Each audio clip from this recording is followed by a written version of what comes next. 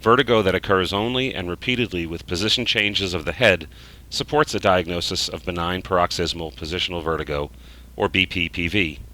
Individuals diagnosed with this problem may often benefit from canalith repositioning, commonly referred to as the Epley Maneuver. This maneuver is quick to learn, easy to perform, and requires only a flat elevated surface, such as an exam table or bed.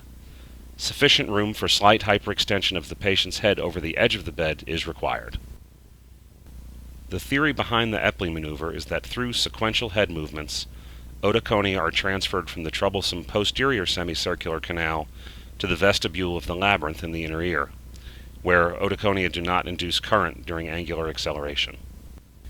The Epley maneuver is indicated for individuals with a history and exam consistent with BPPV.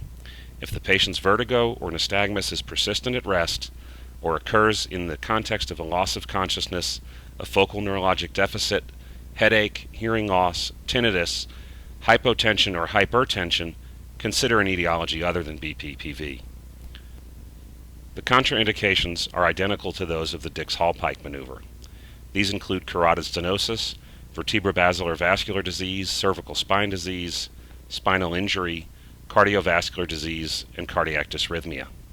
The elderly and those with severe symptoms may not tolerate the maneuver, and pretreatment with an antihistamine or antiemetic may be helpful. Similar to the Dix-Hallpike maneuver, the patient begins in the seated position.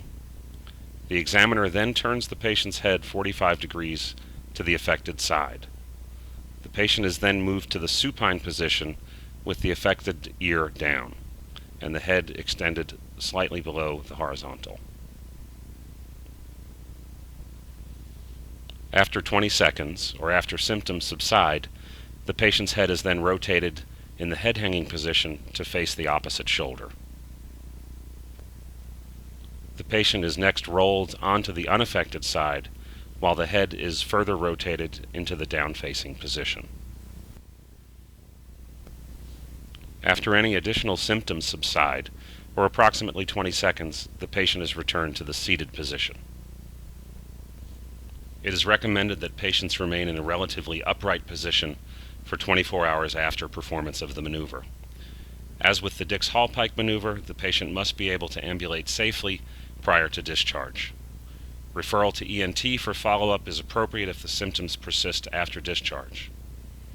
Untreated BPPV is self-limited, lasting days to weeks. The Epley maneuver can provide prompt resolution of symptoms and has not been shown to cause any adverse effects.